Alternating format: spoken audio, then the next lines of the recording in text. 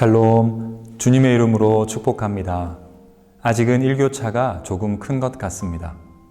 하나님의 택함을 받은 우리는 그분의 뜻을 더욱 잘 감당하기 위해서 몸도 마음도 잘 관리해야 합니다.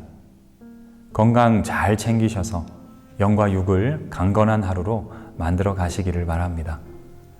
결국 모든 부분에 있어서 관리를 잘 하셔서 하나님의 귀한 도구로 쓰임 받으시기를 바랍니다. 이 아침 함께 묵상하는 말씀으로 복된 하루가 될 것입니다. 그럼 다 함께 말씀을 보도록 하겠습니다.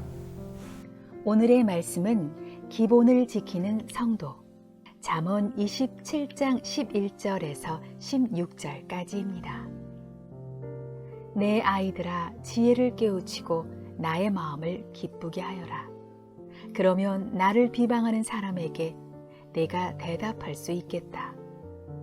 슬기로운 사람은 재앙을 보면 숨어 피하지만 어수룩한 사람은 고집을 부리고 나아가다가 화를 입는다.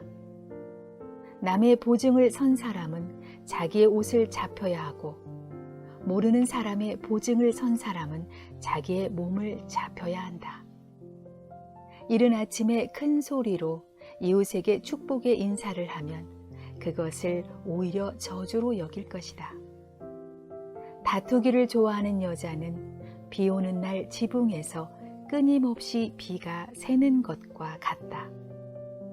그런 여자를 다스리려는 것은 바람을 다스리려는 것과 같고 손으로 기름을 가득 움켜 잡으려는 것과 같다.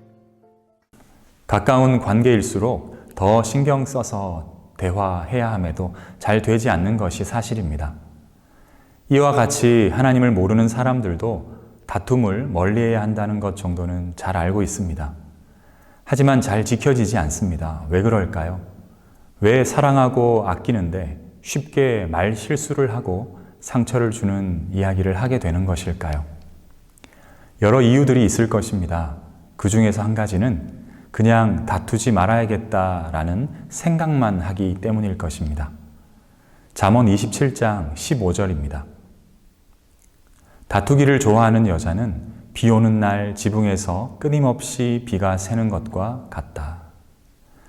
다툼은 하지 말아야지라고 생각만 한다고 되는 것이 아닙니다. 때로는 상대방보다 조금 더 손해를 보고 내가 좀 더 움직여서 섬기겠다는 마음과 삶의 행동이 더해질 때 비로소 관계도 개선되고 다툼과도 멀어질 수 있게 되는 것입니다. 하지만 이 부분을 잘 알고 있다 하더라도 잘 되지 않는 이유는 무엇일까요? 그 기본은 손해보지 않으려는 것 때문일 것입니다. 내가 남보다 더 가져야 하고 남을 이겨야 하는 성향이 전반에 깔려 있다 보니 지식적으로도 알아도 실제 관계적으로는 잘 되지 않는 것입니다. 다시 정리해보면 보편적인 사람들의 삶의 모습은 자신은 손해를 보지 않겠다는 의식을 갖고 있기 때문에 상대방의 충고를 받아들이지 않습니다.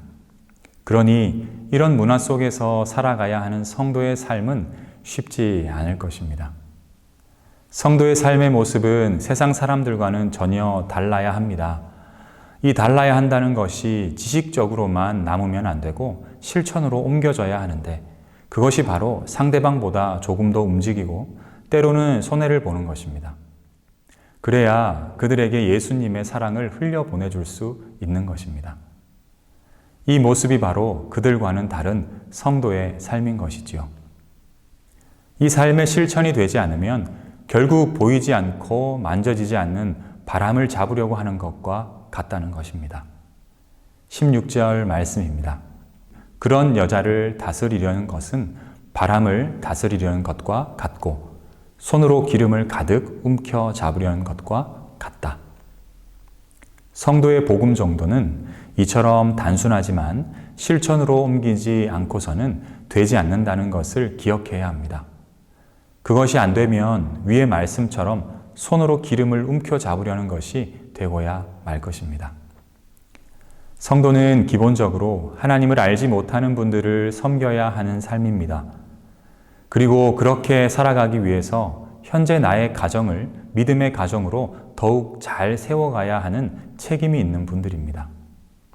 그렇게 하기 위해서는 앞서 말한 것과 같이 그들을 잘 섬기고 내 것을 나눠줄 수 있어야 합니다.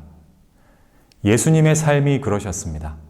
가장 소중한 것을 우리의 손에 쥐어주기 위해서 당신의 가장 소중한 것을 내어놓으셨습니다. 그 손해봄이 있었기에 우리가 시선을 그쪽으로 돌릴 수 있게 된 것입니다. 예수님의 십자가 죽음이 있었기에 우리는 그분을 통해 하나님의 사랑을 보아 알 수 있게 된 것입니다. 11절 말씀입니다. 내 아이들아, 지혜를 깨우치고 나의 마음을 기쁘게 하여라. 그러면 나를 비방하는 사람에게 내가 대답할 수 있겠다. 세상 사람들은 모두 하나님을 알고 예수님을 알고 있습니다.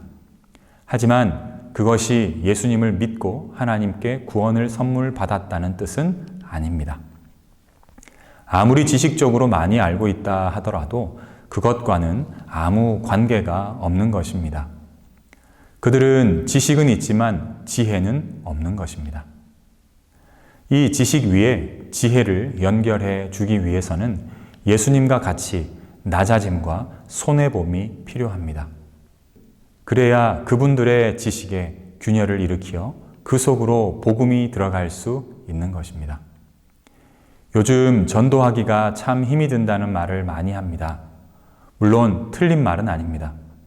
하지만 다른 의미로는 삶으로 보여주고 낮아지고 예수님처럼 손해보는 그런 전도는 하지 않으려는 말이기도 하다는 것입니다. 하나님은 지금도 당신의 귀한 영혼들에게 사랑을 들려만 주고 마는 것이 아니라 섬기고 사랑해주는 모습을 보여줄 성도들을 찾고 기다리십니다.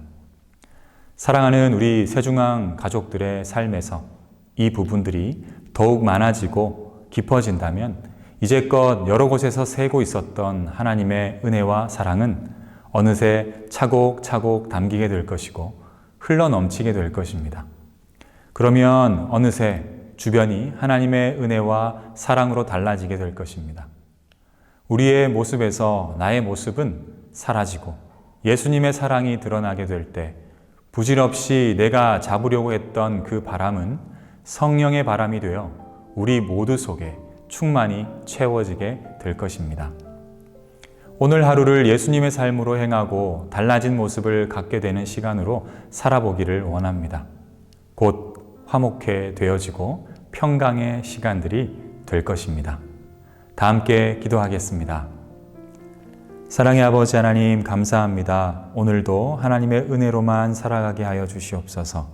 나를 아끼고 또 남을 사랑하고 아끼며 예수님의 사랑을 흘려보내기 위하여 참으로 많은 우리의 헌신과 노력됨이 드러나고 나타나고 그분들과 연결될 수 있도록 하나님 함께하여 주시고 붙들어 주시옵소서. 오직 주님 안에서만 참 평안을 누리고 살아가는 우리 모두가 되기를 원합니다.